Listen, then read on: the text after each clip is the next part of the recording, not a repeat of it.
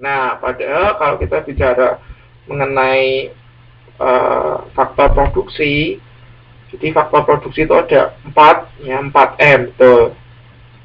4M itu mesin, modal, mesin, money, man, sama apa M satu lagi ya? Mesin, money, man, apa lagi satu lagi, modal, nggak salah. Nah, material, betul. Material, mesin, man, material, ya oke. Jadi man itu salah satunya ya, jadi labor itu man. Nah, padahal kalau kita bicara faktor produksi kan ada material juga, ada money juga gitu.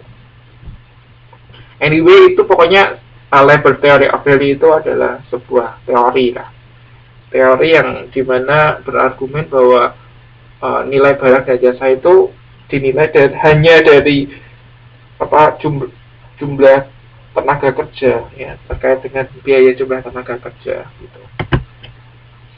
Oke, ingat ya. Ya, juga leading indicators. Sebelumnya kita leading indicators ya, kalau tugas dulu kan leading indicators. Ini leading indicators. Kalau leading indicators masih ingat nggak apa pengertiannya leading indicator?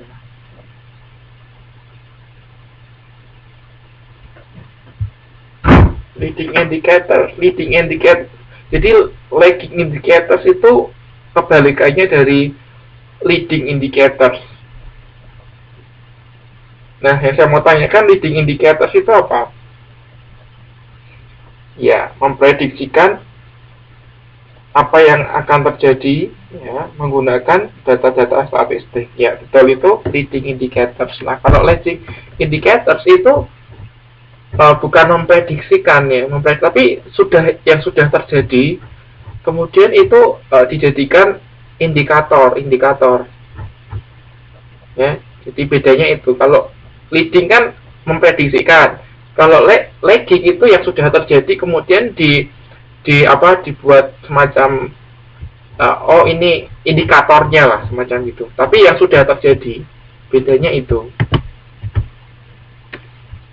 Ini didefinisikan a group of statistical indicators like inventories, unit labor cost, or interest rate used by forecasters to mark possible turn in business cycle. Nah, ini leading indicators are the opposite of leading indicators because they trail economic activity. Nah, trails itu artinya itu tadi. Jadi trails itu artinya tanda, mark. Jadi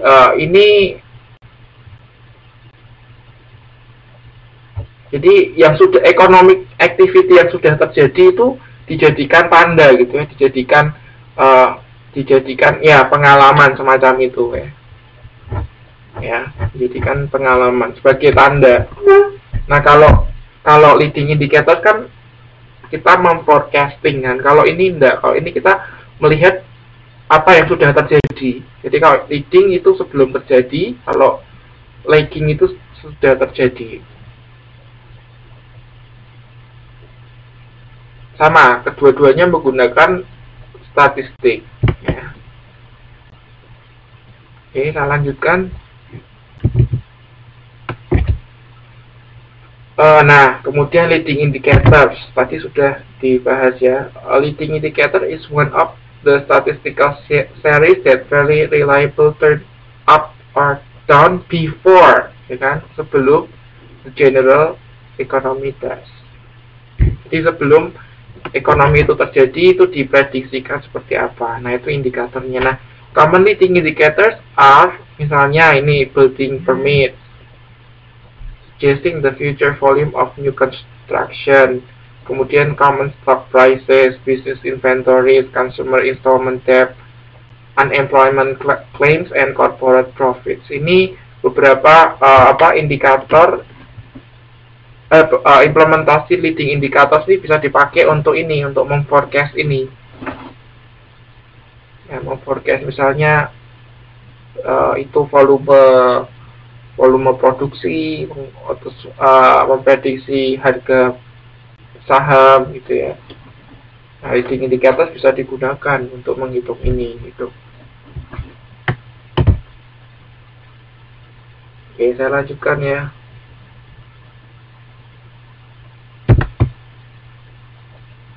Nah, sekarang ini silakan Anda baca pengertian makroekonomik dan mikroekonomik. Kemudian yang saya tanyakan, what is the most different aspect of those two terms? Jadi yang membedakan keduanya itu apa? Antara makro dan mikro itu yang paling membedakan itu apa? Silakan Anda baca pengertiannya nanti. Setelah Anda baca, kemudian Anda jawab pertanyaan saya, what is the most different aspect of those two terms? Oke, saya kasih waktu 5 menit ya untuk Anda memahami ini makroekonomik dan mikroekonomik dan menemukan apa perbedaan yang paling dasar, the basic different aspect of those two terms. Oke, saya kasih waktu 5 menit, silahkan Anda baca.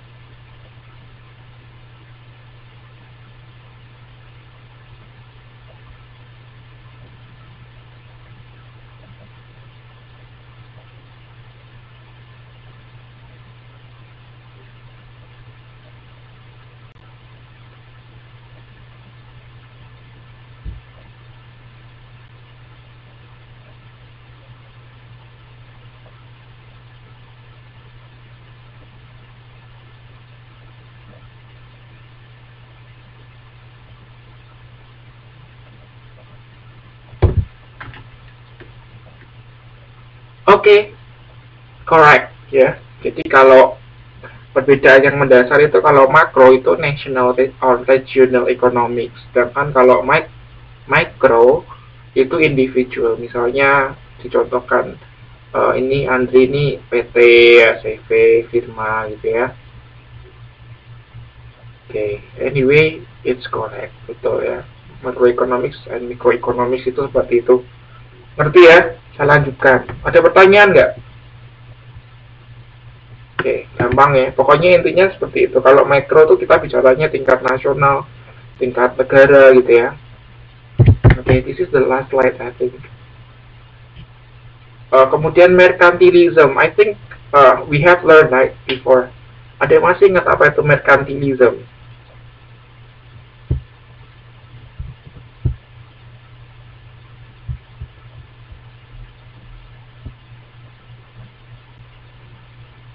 Bukan aset pribadi ya, tapi aset negara ya.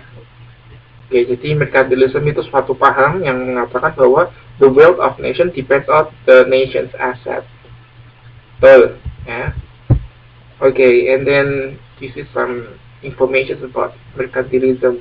It's an economic theory and practice common in Europe from the 16th to the 18th century that promoted governmental regulation of a nation's economy for the purpose of augmenting state power at the expense of rival national powers. Jadi merkantilisme ini teori yang berkembang pada abad ke-16 sampai 18 di Eropa, di mana pemerintah itu membuat aturan untuk perekonomian negaranya dengan tujuan untuk itu ya, memenangkan kompetisi dengan negara lain ya. Nah,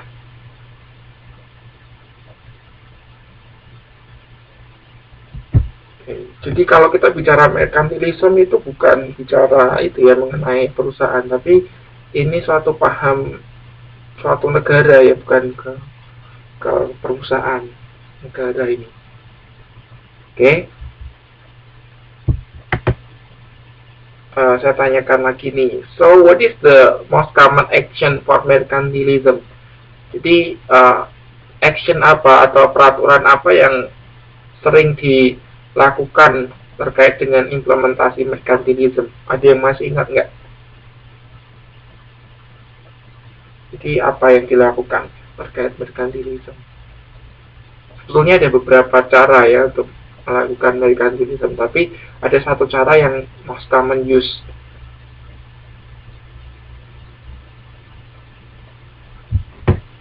Ini sudah pernah saya beri contoh nih.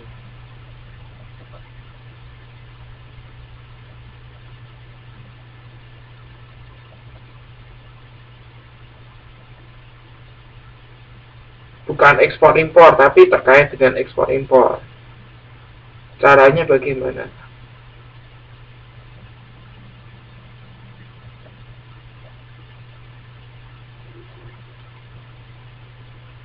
Ya, betul. High tarif itu penetapan tarif yang tinggi untuk produk-produk yang diimpor. Itu mereka menetapkan tarif setinggi-tingginya supaya apa? Supaya harga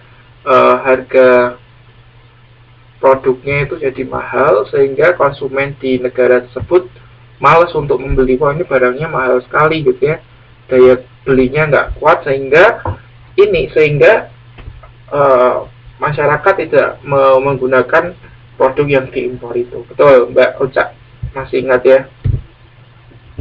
Nah, merkantilisme ini apa? Berbanding terbalik dengan apa? Masih ingat gak? Berlawanan dengan apa? Masih ingat gak? Merkantilisme.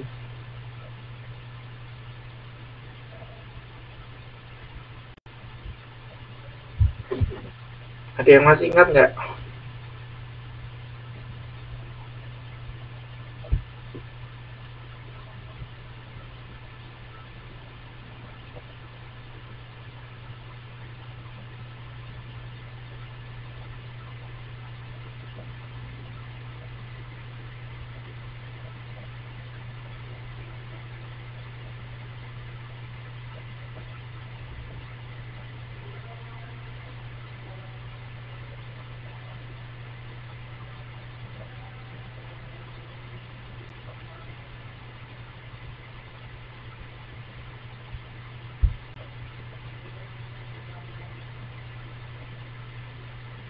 Oke, itu free trade ya.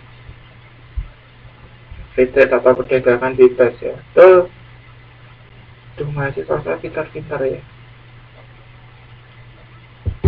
Oke, jadi berbanding terbalik dengan free trade. Oke, I guess this is the last slide. National debt. Debt itu apa sih, debt? What is debt? Oke, hutang. Kalau nasional. Jadi hutang nasional. The debt owned by national government is usually referred to as the national debt, and is thus distinguished from the public debt of state and local government bodies. Jadi hutang nasional, gitu ya. Intinya seperti itu. Kemudian ini negative income tax. Income tax, masih ingat apa artinya income tax?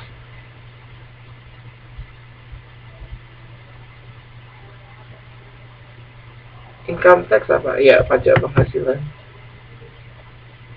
Oke, income tax itu salah satu taxation plan. Jadi strategi